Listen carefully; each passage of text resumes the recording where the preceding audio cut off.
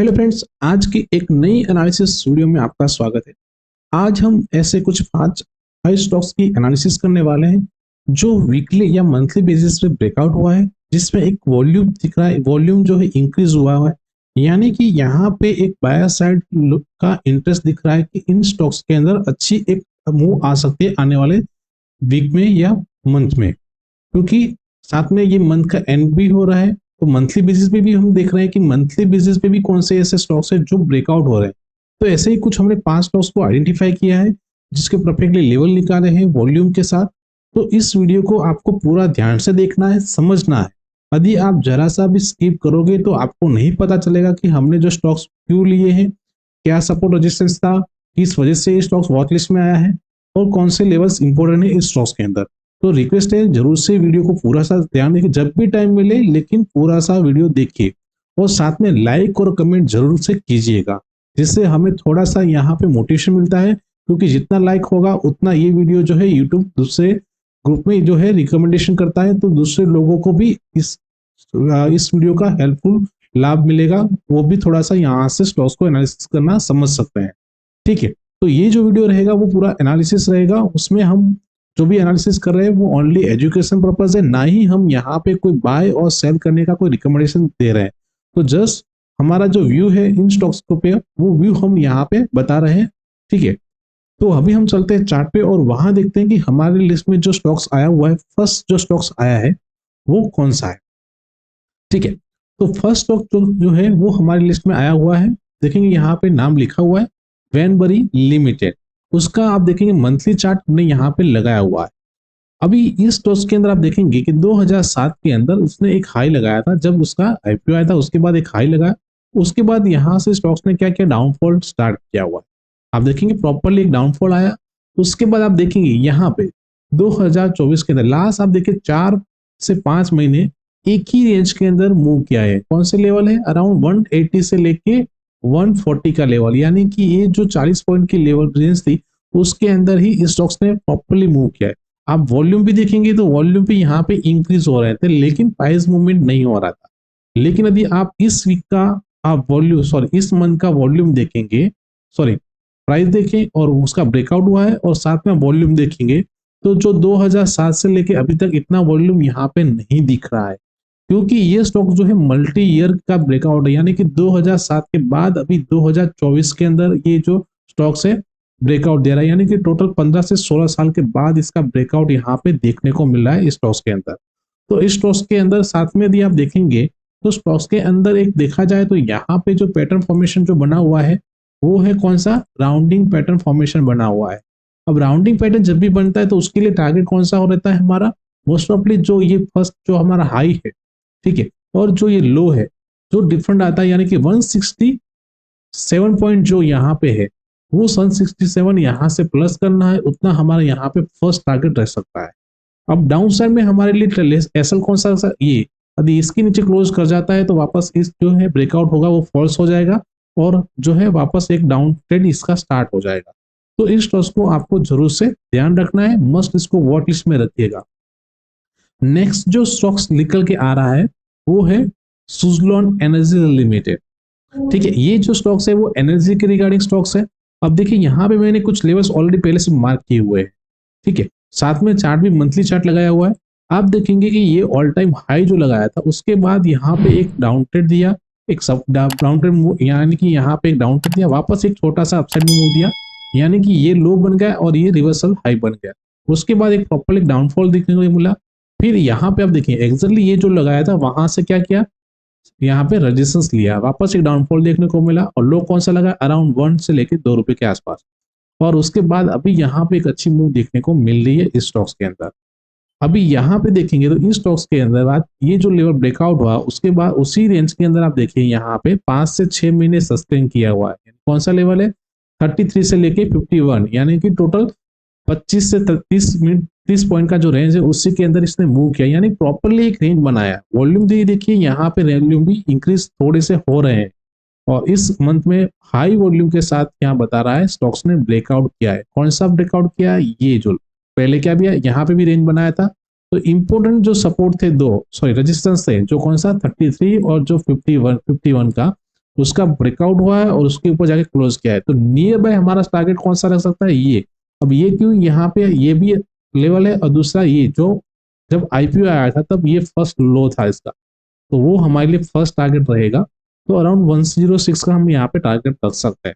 लेकिन यदि वापस यदि ये इसी रेंज में आ जाता है और यहाँ पे सस्टेन करके फिर से ब्रेकआउट करता है तो फिर से एक बार री एंट्री भी कर सकते हैं। लेकिन यदि ये लेवल ब्रेकडाउन कर जाता है तो फिर से इसका डाउनफॉल स्टार्ट हो जाएगा। तो इस टॉस को भी जरूर से आपको ध्यान रखना है, ठीक है। नेक्स्ट जो स्टॉक्स जो आता है हमारी लिस्ट में वो है IDBI bank limited. Banking sector का स्टॉक्स है, तो जरूर से देखिए, वॉच रखिएगा, क्योंकि इस स्टॉक्स के अंदर भी मल्टी ईयर का ब्रेकआउट देखने को मिल रहा है। क्योंकि आप देखिए यहाँ पे ये जो अराउंड 2016 का जो लेवल था, उसके बाद उसी लेवल के बाद आप वापस देखिए क्या क्या रेंज बनाया है। मोस्ट ऑफली आप देखिए ये तीसरा स्टॉक से जहां पे क्या हुआ है, जब भी कोई रेजिस्टेंस रहा है उसके पास क्या किया है, रेंज बनाया, यानी कि 5 से 6 महीने प्रॉपर्ली सस्टेन किया हुआ है। सस्टेन करने के बाद आप देखिए उसने क्या किया हुआ है, यहाँ पे रेंज बनाया, ठीक है। और वॉल्यूम देखिए क्या हो रहा है, वॉल्यूम यहाँ पे इंक्रीज नहीं हो रहा है, लेकिन जैसे ही इस मंथ में एक हाई वॉल्यूम के साथ देखिए ब्रेकआउट देखने को मिल रहा हुआ है और लेवल ब्रेकआउट हुआ है और नियर बाय ये लेवल भी है, ठीक है। और दूसरा टारगेट हमारा यहाँ तक का रह सकता है जो अराउंड रहेगा कौन सा, 180 के आसपास का हम यहाँ पे टारगेट इस टॉस के अंदर रख सकते हैं, ठीक है। तो यहाँ पे भी एक देखा जाए तो एक राउंडिंग पैटर्न जैसा ही फॉर्मेशन बना हुआ है, यदि आप देखेंगे तो यहाँ पे भी एक राउंडिंग पैटर्न फॉर्मेशन बना हुआ है। तो इस स्टॉक्स को भी जरूर से आप अपने वॉच लिस्ट में रखिएगा। नेक्स्ट जो स्टॉक्स है यानी कि हमारा फोर्थ स्टॉक्स है वो है, सॉरी,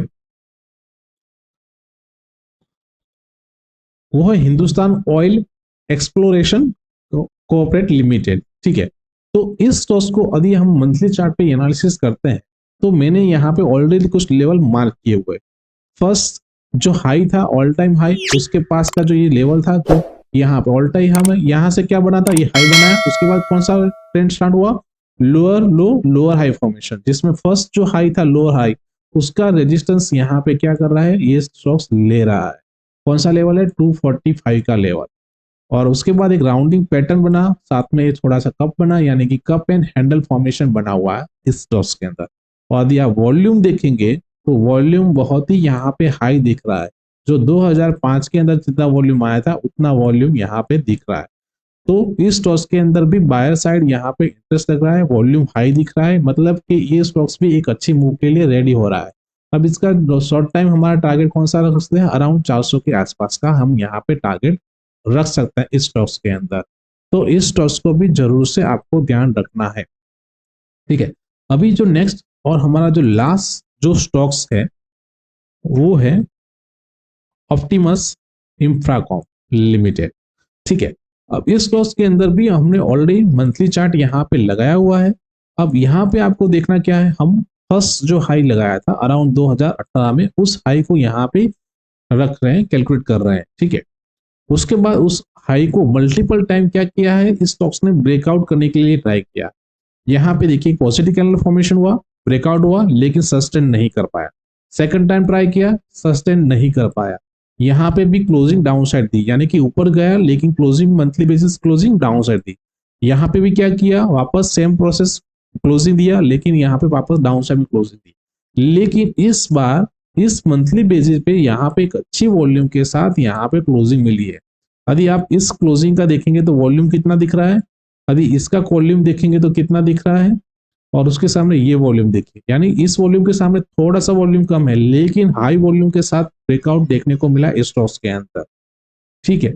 अब इस स्टॉक्स को जरूर से ध्यान रखना है। अब इसमें टारगेट हम कैसे कैलकुलेट कर सकते हैं, तो यहाँ पे भी थोड़ा सा देखा जाए तो एक राउंडिंग पैटर्न जैसा फॉर्मेशन बना हुआ है, ये जो लेवल है, ठीक है। मैं यदि यहाँ से ड्रॉ करता हूं तो एक राउंडिंग पैटर्न फॉर्मेशन जैसा ही है, लेकिन यदि मैं इसको यहाँ पे छोटा सा राउंडिंग पैटर्न फॉर्मेशन करता हूं तो ये राउंडिंग पैटर्न बन जाएगा। और साथ में यदि मैं यहाँ पे ड्रॉ करता हूं एक,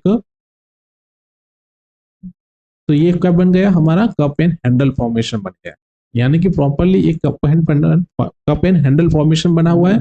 तो इन टारगेट को भी हम फॉलो कर सकते हैं। अब इसमें दो टारगेट हम रख सकते हैं। फर्स्ट हमारा टारगेट कौन सा रहना चाहिए, जो नियर बाय ये जो लेवल है, यानी कि 163 पॉइंट का ये टारगेट रहेगा, और ये लेवल होता है करेक्टेड उसके बाद हमारा नेक्स्ट टारगेट कौन सा रहता है, ये टारगेट रहता है जो 309, यानी कि यहाँ से 309 पॉइंट की यहाँ से एक और अच्छी मूव देखने को मिल सकती है। तो अराउंड कौन सा 600 के आसपास का हम टारगेट इस स्टॉक्स के अंदर, यानी कि यहाँ से डबल होने का चांसेस ज्यादा रह सकता इस स्टॉक्स के अंदर।